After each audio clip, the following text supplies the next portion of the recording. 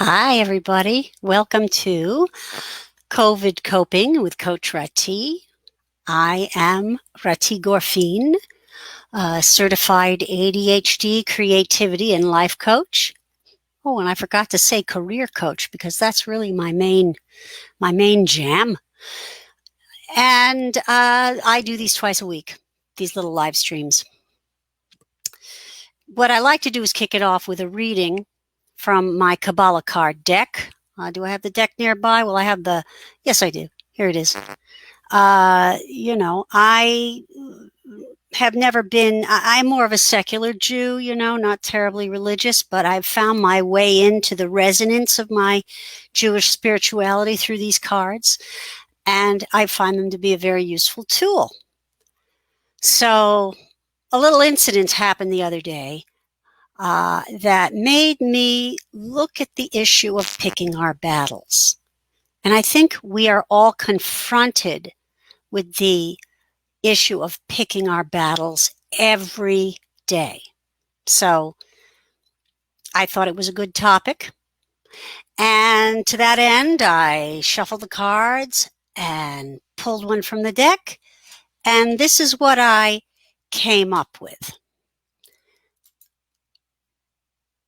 Ayin.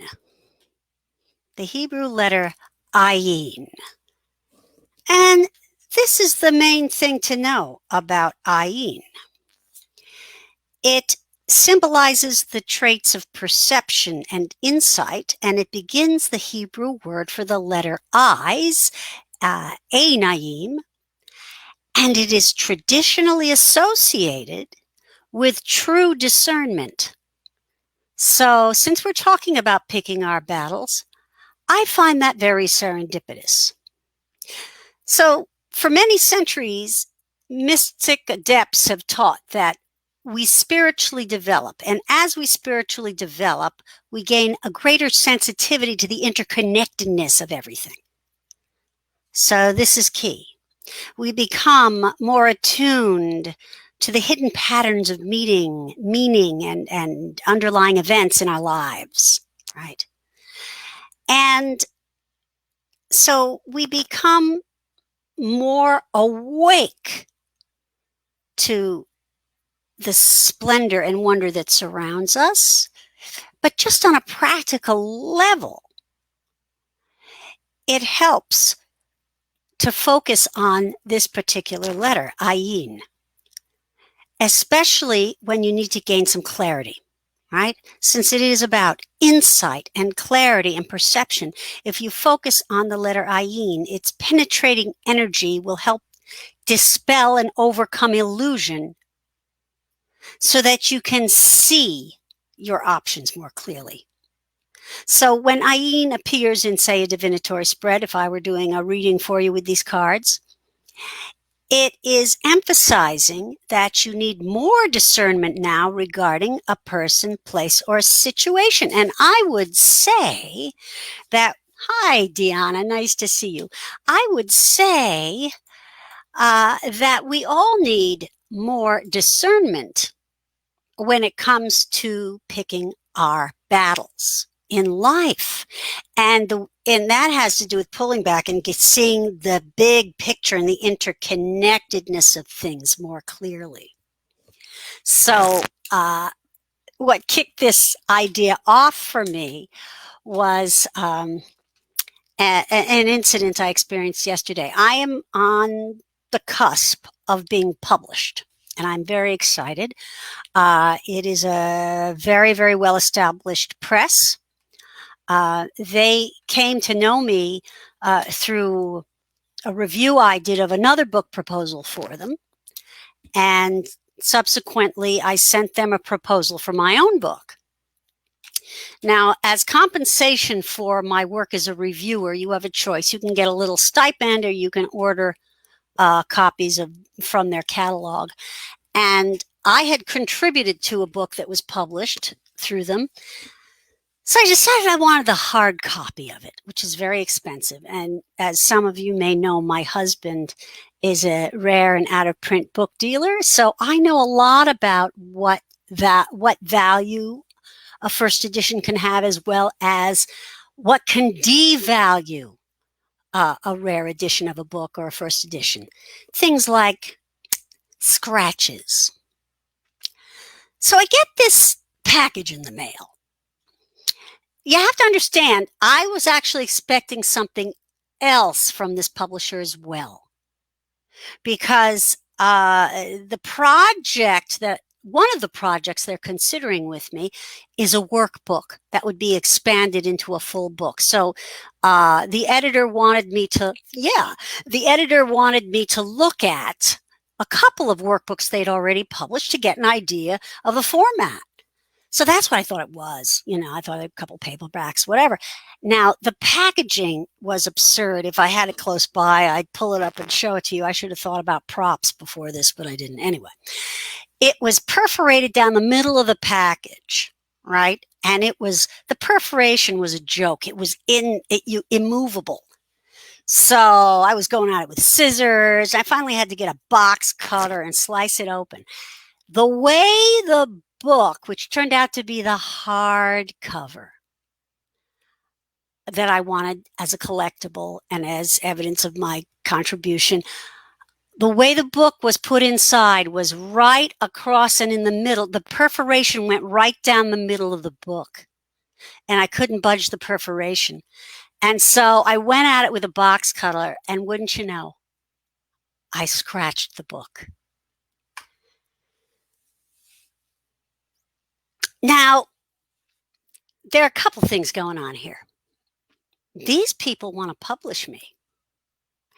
And something happened where, in compensation, they sent me something, and out of my own, it was a combination. Yeah, the packaging was lousy, but I scratched the book. But I didn't think it's not fair. So there's what is fair, and there's what is smart. Yeah, Deanna's saying, oh no, yeah. There's what is fair, and then there's what's smart. So, I want to cultivate a good relationship with them. However, I put a lot of work into reviewing that book proposal, and I felt I should be compensated, and certainly not with a scratched book due to bad packaging. So I spent like an hour talking, crafting the perfect email. I'm putting this on so I can see comments as they come up, if they come up.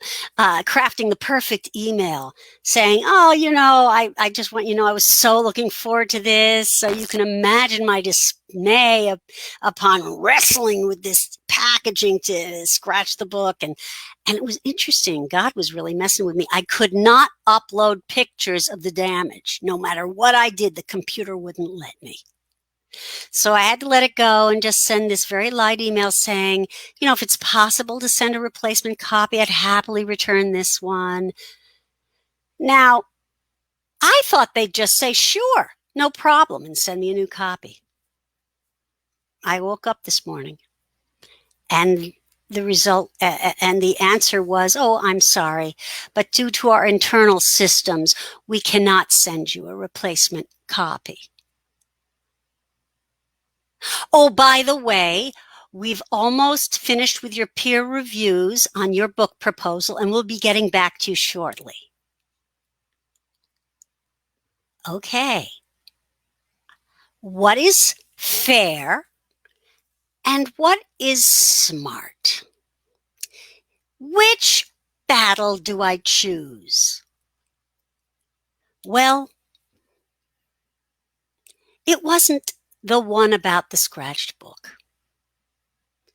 It took a lot, but I'm very proud of myself. All I did, yeah, it does suck. All I did was reply to the email saying, I look forward to hearing more about the peer reviews. Thank you. And left it alone.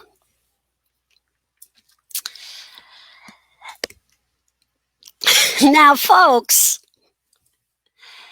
can you imagine if I had gotten all wrought out over the scratched book and went, this really isn't fair, and made a big deal about it and how it's not right. They don't replace it and how the book is devalued and it's because of their stupid packaging.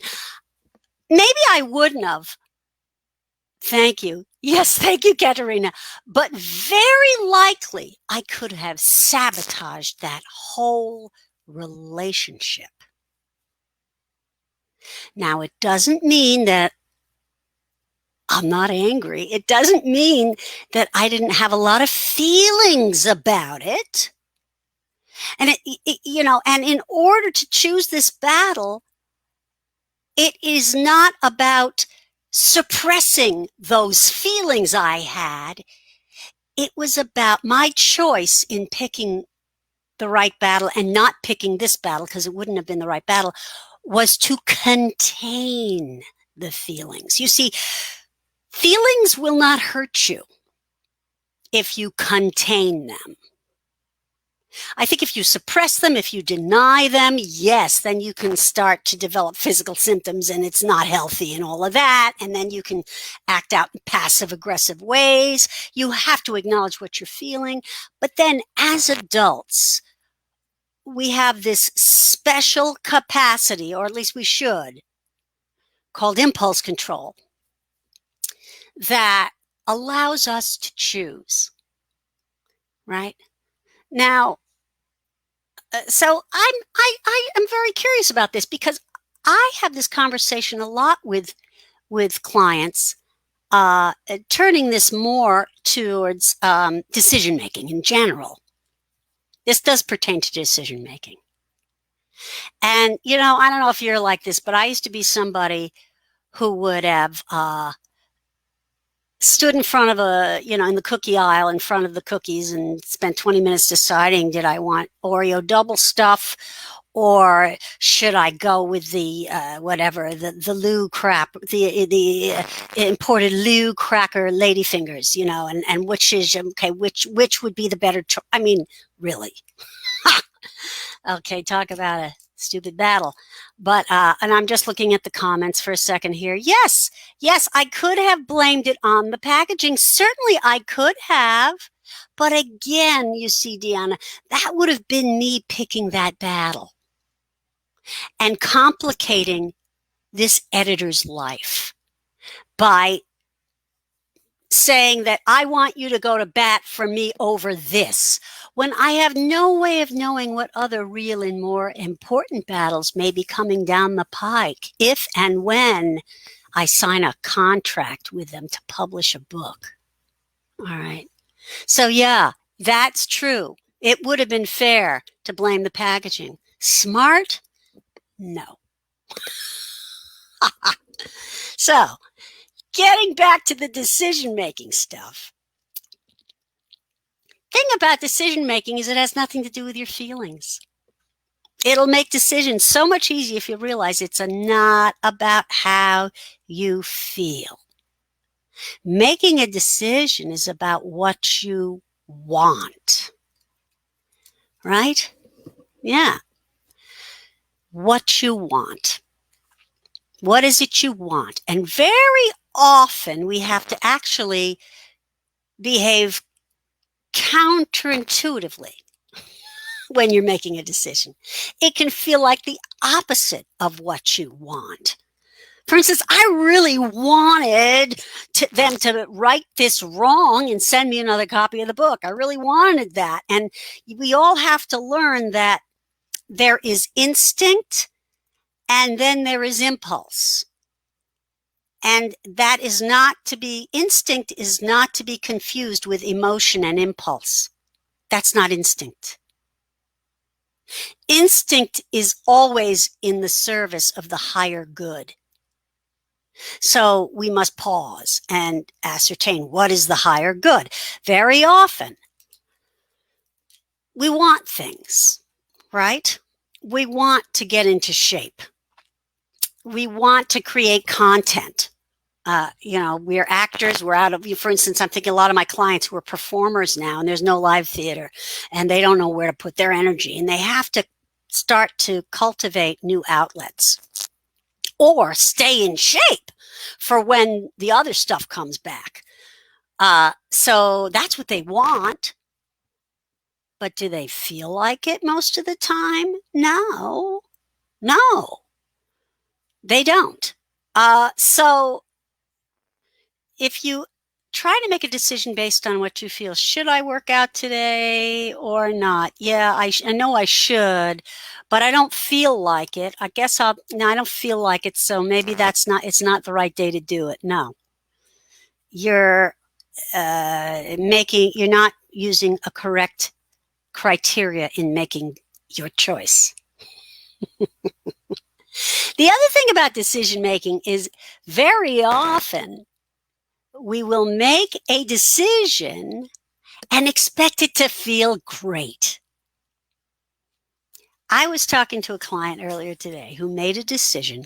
She had to take some time to catch up on some work. She could have gone away for a few days on a vacation, but instead she chose to stick around. Now, here's the thing. She struggles with energy. A lot of my clients are people who have issues around counting on themselves due to chronic conditions. Could be ADHD, could be autoimmune, could be bipolar, could be any kind of physical thing. But, one day to the next, they're never sure how they're going to feel. And it was a struggle. And so she thought she had made the wrong decision. And she was really caught up in, how do I learn to make proper decisions? But upon further analysis, it turned out that she had gotten a lot of work done. And the reason she hadn't gone away was because she knew she had a lot of work to catch up on for her job. And because she was in a managerial position and had to take on work that's not really in her skill house. It's wheelhouse. It's not her strength. It was doubly difficult. So, of course, she didn't feel like it. She was procrastinating. She, of course, wanted to get a lot more done than she did get done. But she got a lot more done than if she'd gone away. And so we had to stop and revisit the outcome of her decision. And it turns out it was right. She made the right decision. And it felt like shit. That made it no less the correct decision. So, I think it's really important to collect data and evidence in your life. That's why I love journaling. That's why I think it's so important to write down what you've accomplished or keep track of it, right? Because so often we build evidence against ourselves in our heads that are merely, hearsay. The voices in our heads say, but have nothing to do with reality. Okay. So I would say apply this rule of thumb. The next time you have a decision to make, depression and anxiety are really going to discolor. They're going to really make it difficult to discern, if you're coming from that place, what the right decision in a moment is. One thing I can tell you, if you're feeling depressed and anxious, most battles will be the wrong ones. Getting back to our original theme. Good idea if you're in the throes of depression and anxiety. And it's interesting you recognize that, Deanna, because that's exactly what was going on with my client. Despite that, she got work done and it was the right decision. It would have been more fun if she wasn't in the grip of anxiety and depression, but no matter. The thing is, feelings pass. They always do. That's why we have to learn to say, bring it on. To quote Phil Stutz, who wrote a wonderful book called The Tools, with a guy named Barry Michaels. The tools, one of the tools is bring it on. Our inclination when we're in the middle of a shit show emotionally is to try to change how we feel, or to decide that we're wrong to feel how we feel. And this particular exercise counters that by saying, bring it on. No matter how lousy you feel, ask the universe for more of it, because a very strange thing happens when you do that. When you do the opposite of resisting, which is when things keep persisting, and instead you invite the pain, all of a sudden you move through it like a rocket to the other side. So whatever you're feeling, bring it on. That's got nothing to do with what it is you want and the decisions that need to be made in the interest of what you want. So again, I think we should visit that beautiful letter, Ayin, discernment. If you can right now, you might want to take a screenshot and save that, because the next time you're in a quandary about a decision, you can look at this and ask, what needs to be discerned? What matters? And based on the best information, just choose and decide that the choice is correct. Because here's the thing, based on the information you have at the moment you make the decision, it is. It's the best possible decision you can have made. All right. I have a wonderful business coach, and she has a way, I love the way she defines decisions. Decisions are choices we make so that the universe can give us more information. Decisions are simply choices we make so that the universe can give us more information. Thank you, Monica Shah, SHAH. I'll hashtag her in the comments after I get off. But anyways, take the pressure off decision making, because just know that the worst that'll happen is you'll learn something. All right. And if you have really strong feelings about something like I did with the scratched book, I think that is a really strong signal to back off and not take on that particular battle. And if you must, take it on in the most benign way humanly possible, which is what I did. Might have been good not to take it on at all, but I don't think I burned a bridge. But, you know, emotions will hijack reason every time. All right. And nowadays, boy, we got a lot of battles to pick, don't we? I can't tell you the wrestling matches I've been getting into with customer service around medical and insurance issues lately. Everybody's so overwhelmed. I so lost my shit yesterday on the phone with somebody. Wrong battle. I could have just hung up and called back again, you know? So I think discernment is of utmost importance right now in the middle of our 2020 maelstrom here. Okay. So take care. Take it easy. Be excellent to yourself and others. And I look forward to speaking with you on Thursday. Bye-bye.